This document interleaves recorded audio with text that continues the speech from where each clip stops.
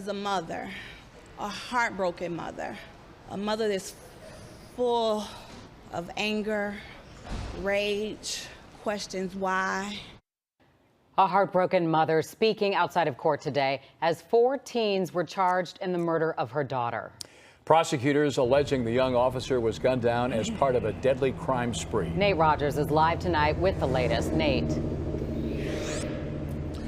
Yeah, that's right, Corey and Dawn. A lot of new details from authorities. Police confirmed that Preston was in uniform before she was shot and killed. Her service weapon was also stolen and sold, yet to be recovered. She was one of 6 victims, we're told, robbed allegedly by the same crew over the weekend. Also, a stolen Kia used in this crime was later set on fire.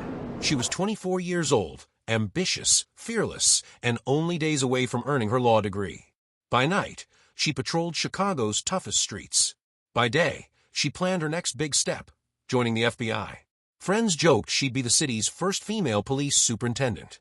But on one early May morning in 2023, her promising path ended in a matter of seconds.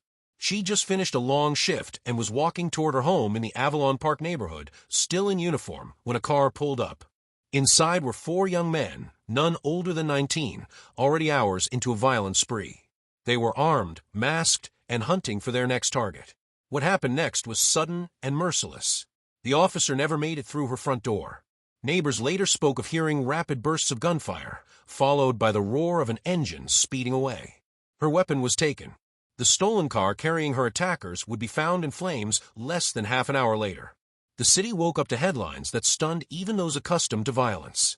For teenagers had taken the life of one of their own protectors, a woman whose courage far outweighed her size, whose future had seemed limitless. Today, we're walking through the events that led to that tragic morning, the choices, the chaos, and the consequences that left a community grieving and a family without their ray of light. Before we begin, tell me in the comments, where are you watching from, and do you believe crimes like this can be prevented? And don't forget to like, share, and subscribe for more true crime stories. You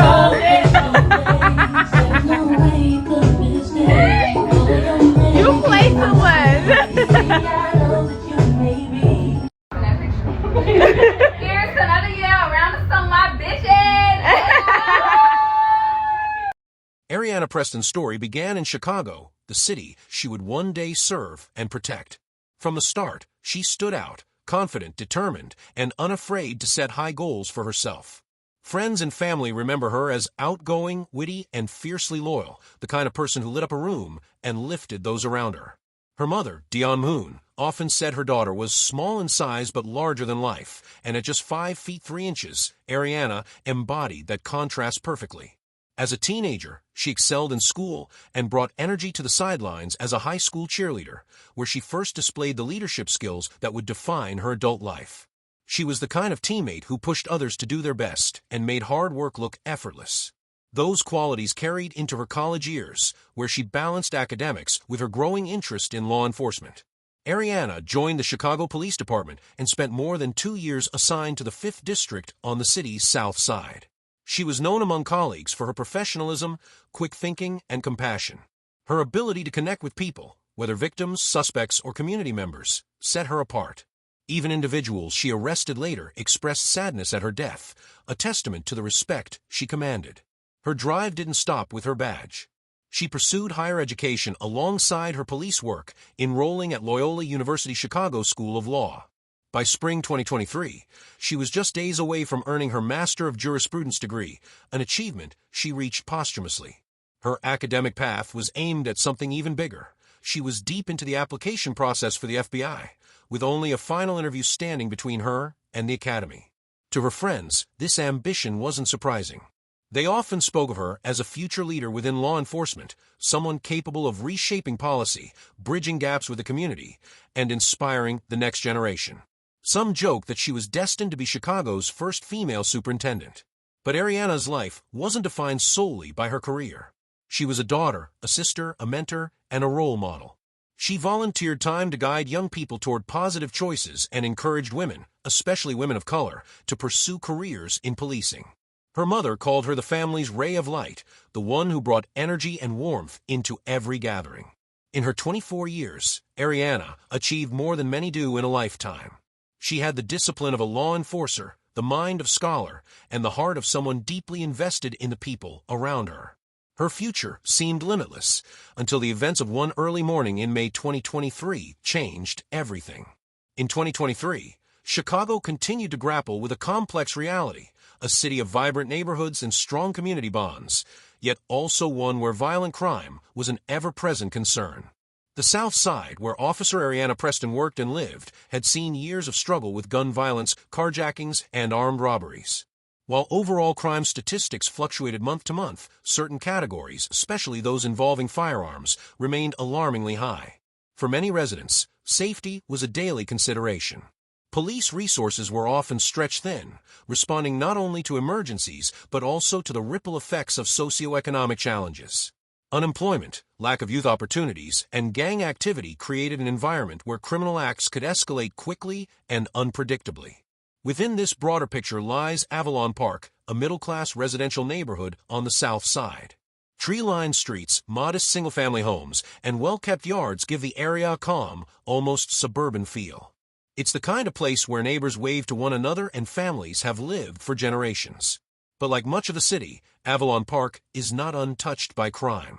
Residents occasionally reported break-ins, thefts, or armed robberies, often carried out by individuals from outside the immediate area. This contrast to quiet, tight-knit neighborhoods surrounded by areas facing high crime rates created a false sense of security. It was the kind of place where someone like Areanah could feel safe returning home after a shift, even late at night. But in the early hours of May 6, 2023, that sense of safety was shattered. The 4 young men who would cross her path that morning were not from Avalon Park. Hours earlier, they had been roaming the city in a stolen vehicle, armed and intent on taking whatever they could. Their actions were not the result of a sudden impulse. The spree had already been in motion, and their presence in Avalon Park was the continuation of a violent chain of events. To understand the tragedy that unfolded, it's important to recognize this context, a city where opportunity and danger exist side by side, and where even neighborhoods that seem sheltered from violence can become the backdrop for an unimaginable crime. In the early hours of May 6, 2023, for young men, Trevor Breland, 19, Joseph Brooks, 19, Jaquan Buchanan, 18, and Jalen Frazier, 16, later charged as an adult, set out on a path that would change their lives and end another. All armed, they wore black clothing and face coverings. Their weapons weren't small handguns. They carried pistols with extended magazines, giving them more firepower and the ability to fire rapidly without reloading. The spree began over something shockingly trivial. One of the suspects had been asked by his girlfriend for money to buy food for a barbecue. Instead of finding a legitimate way to earn it, the group decided to get it fast, through armed robbery. That decision set off a chain of events that would leave destruction in its wake. Their first target that night was a woman walking alone. At gunpoint, they took what she had. But the group wasn't finished. They wanted more cash, more valuables, and transportation that couldn't be traced. Soon after, they spotted a red Kia Forte.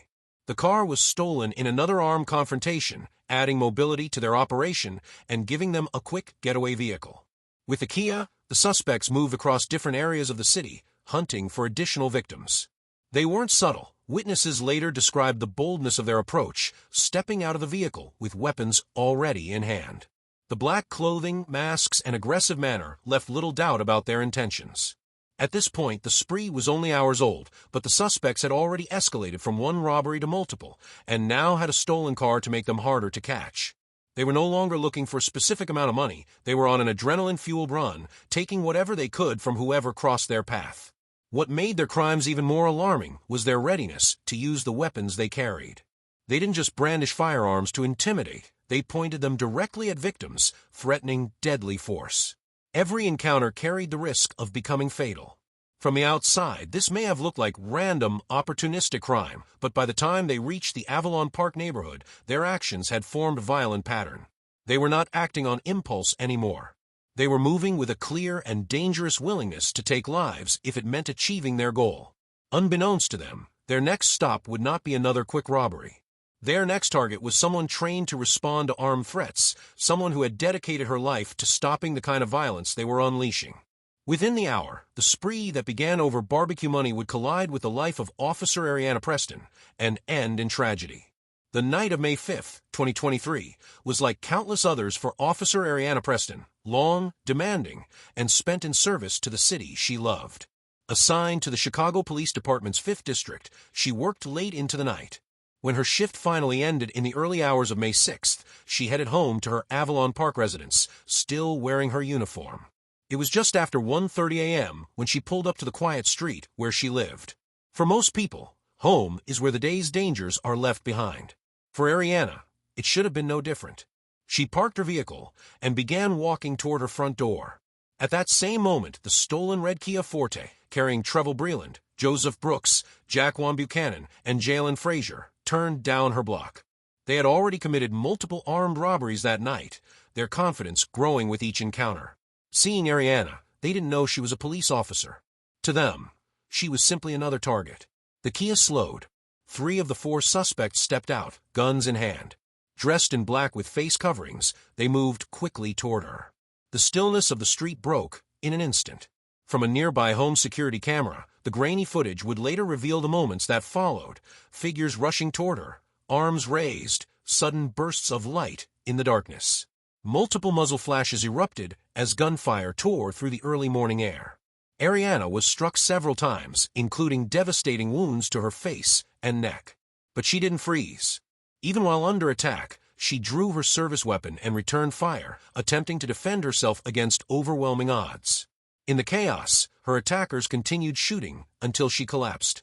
With the officer down, the suspects ran back to the Kia. Before fleeing, they grabbed her service weapon, adding it to their haul from the night's crimes. The Kia roared away from Avalon Park, leaving Areanah lying just feet from her front door.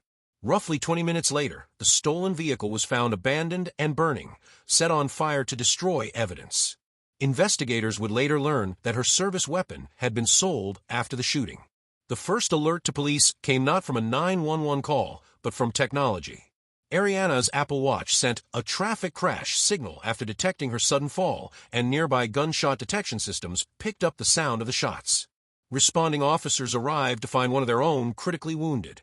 They rushed her to the University of Chicago Medical Center, but the injuries were too severe. She was pronounced dead not long after. News of her death spread quickly through the department and the city. For her fellow officers, the loss was devastating, not just because she was one of them, but because of the sheer senselessness of the attack. For her family, it was the unthinkable, a young woman with so much ahead of her, gone in seconds. The stolen car's remains, the recovered shell casings, and witness accounts would form the backbone of a case against the 4 suspects. But in the hours immediately following the shooting, all that remained was the shock, the grief, and the haunting reality that a dedicated public servant had been gunned down on her own doorstep. It raises a difficult question, one I'd like to hear your thoughts on. Do you believe that body cameras or real-time monitoring technology could have changed the outcome that night? Let me know in the comments. Detectives arriving at the scene immediately locked down the area. Yellow evidence markers soon dotted the ground, numbering 11 shell casings scattered across the sidewalk and street. Each casing was photographed and collected for ballistic analysis. The tight grouping of some shells suggested the shooters had closed in quickly, while others lay farther back, evidence of movement during the exchange. Near the curb, fresh tire impressions marked where a vehicle had stopped abruptly. A witness, still shaken, told investigators about a car speeding away moments after the shots. This detail proved crucial. Within an hour, a call came in. Firefighters were battling a vehicle fire less than 3 miles away. The car matched the witness's description, a red Kia Forte. Once the flames were out, investigators examined the charred shell. The fire had gutted the interior, melting plastic and warping metal. Even so, the vehicle identification number was intact, confirming it had been stolen earlier that night during an armed robbery. Detectives believe the fire was a deliberate attempt to destroy fingerprints, DNA, and fibers. The Kia became the link tying the night's violence together. Surveillance from various locations earlier in the evening showed 4 masked figures, dressed in black, stepping out of the same vehicle during other robberies. Their weapons, handguns with extended magazines, matched the type used in the shooting. As they traced the Kia's route, detectives uncovered a pattern. The suspects moved from robbery to robbery, growing bolder with each encounter. Through city traffic cameras and private security systems, investigators stitched together a timeline of movements, cross-referencing each sighting with reported crimes. Within days, names began to surface. Trevor Breland, 19, Joseph Brooks, 19, Jaquan Buchanan, 18, and Jalen Frazier, 16, charged as an adult, were identified as the crew behind the spree. A confidential source provided further confirmation, telling detectives the group had boasted about their actions and had even sold a handgun taken during the final attack. That weapon, confirmed to be Officer Preston's service firearm, was recovered and sent for forensic testing. Ballistics from the shell casings at the murder scene matched one of the recovered guns linked to the suspects. The case was now airtight. The stolen vehicle, the robbery trail, the recovered weapon, and the matching ballistic evidence placed the group at every stage of the night's events. Arrest warrants were issued. One by one, the suspects were located and taken into custody. Each faced first-degree murder along with multiple counts of armed robbery, arson, burglary, possession of a stolen vehicle, and unlawful use of a weapon. For the investigative team, the arrests marked the end of a relentless manhunt, but for the city, the story was far from over. The focus now shifted to the courtroom, where prosecutors would present the chain of evidence that started with a burned-out Kia and ended with 4 young men facing the most serious charges the law allows. Nice-looking young lady, finna get her master's next week, and these young punks gonna shoot. We gotta do something about this shooting and killing. One step closer to justice for a murdered off-duty officer. Several people are in custody in connection with the young officer's gruesome death. Nate Rogers is live with the latest. Nate. Yeah, absolutely, Corey and Don. As you can see behind me, purple bunting is in place here outside of Area 2, where that officer has worked for the last 3 years or so. Sources have confirmed with Fox 32 that multiple persons of interest are being questioned by police right now. In this case, those persons of interest range in age from 16 to 18 years old. The officer's family has asked for privacy, as many Southside residents say they too are mourning this officer's death. A SWAT response in Auburn Gresham Sunday night. Neighbor Dorn Thornton heard officers negotiating with a person inside. The building is surrounded. Come out with your hands up. And I don't think he did it till 3:30. The standoff lasting 6 hours after a man barricaded himself at a home here at 76 and Bishop. Sources say a gun was recovered. The man is among those being questioned in the death of 24-year-old Areanah Preston. My son, he said he's seen her quite a few times. He's like, oh, we got a police in the neighborhood. That's good to know. Preston was shot multiple times walking into her home overnight Saturday at 81st and Blackstone. Multiple sources confirm it was indeed a robbery attempt. Authorities say she had just finished her work shift. According to reports, her Apple Watch alerted police of her heart rate dropping. A fellow officer found Preston laying on the ground and drove her to UFC, where she died. In a processional, her body then taken to the Cook County Medical Examiner's office. I was walking my dog and people, come and hug and crying. And it's just sad. She was on the force for just 3 years. Loyola University says Preston was set to graduate this coming Saturday with a master's degree from the law school. Put the guns down. Pick up a Bible. 73-year-old Southsider Lavinia Fields not holding back, saying violent crime involving juveniles must cease. Y'all dying quick enough. Why would you bother such a beautiful young lady trying to get her master's? It's not worth it. Go back to school, get an education, do something besides this shooting and killing. It hurts. It bleeds my heart. In the days following her death, the weight of the loss was felt far beyond Avalon Park. For Areanah Preston's family, the shock was almost unbearable. Her mother described her as a ray of light, someone whose kindness and determination illuminated every room she entered. Friends remembered her as the person who showed up when no one else would, whether for a late-night talk or to help with a community event. Her funeral drew a crowd that filled every seat and spilled outside. Uniformed officers from across Chicago and neighboring jurisdictions stood shoulder to shoulder with civilians, many wearing shirts printed with her name. The ceremony was both somber and celebratory, a recognition not only of a life cut short, but also of the legacy she left behind. Colleagues from the Chicago Police Department spoke about her energy and professionalism. Some recalled how she often volunteered for community outreach assignments, mentoring young people in neighborhoods where trust in law enforcement was fragile. Her dream of joining the FBI was shared with pride, a testament to her ambition and her commitment to serving at the highest level. For the department, her death was a sobering reminder of the dangers officers face both on and off duty. It rattled morale, especially among younger officers who saw themselves in her. Commanders spoke openly about the need to rebuild confidence while also strengthening ties with the public. In the community, grief turned into action. Friends and supporters launched the Peace for Preston Foundation, an initiative focused on reducing youth violence through mentorship, education, and outreach programs. The foundation began raising funds for scholarships in Areanah's name, aimed at helping young people from under-resourced neighborhoods pursue higher education or careers in public service. Local leaders embraced the cause, organizing walks, charity drives, and awareness campaigns. The message was clear: her death would not be the final chapter of her story.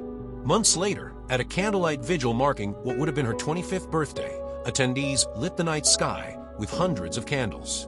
As the crowd sang softly, her mother reminded everyone why they had gathered, to honor not only who Areanah was, but the change she still inspires.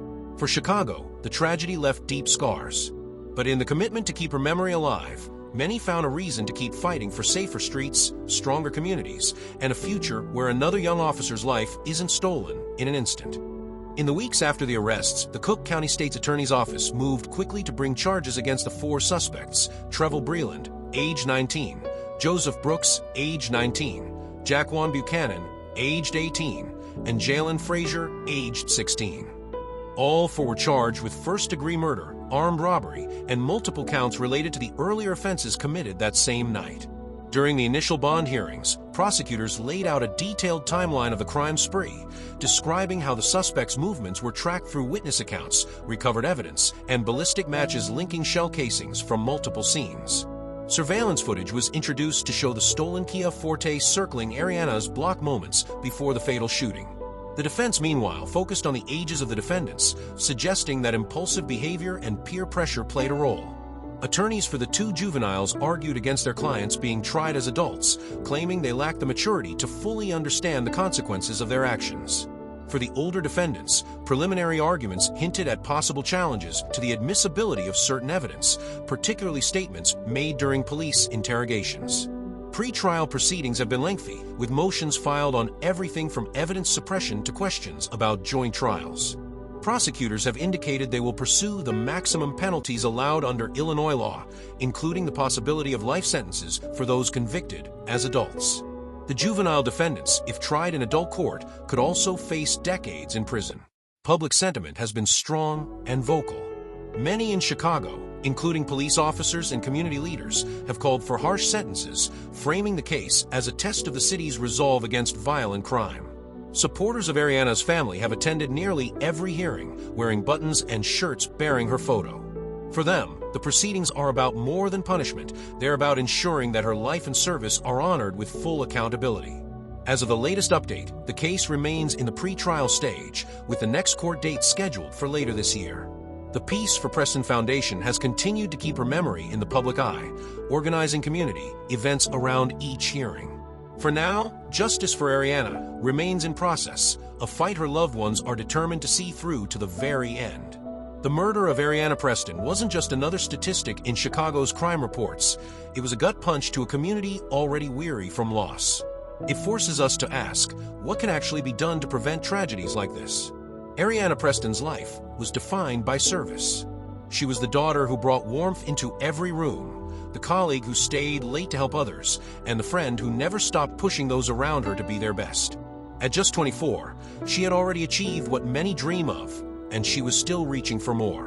Her murder wasn't just the loss of a promising young officer, it was the loss of years of work she would have given to protect and uplift her community.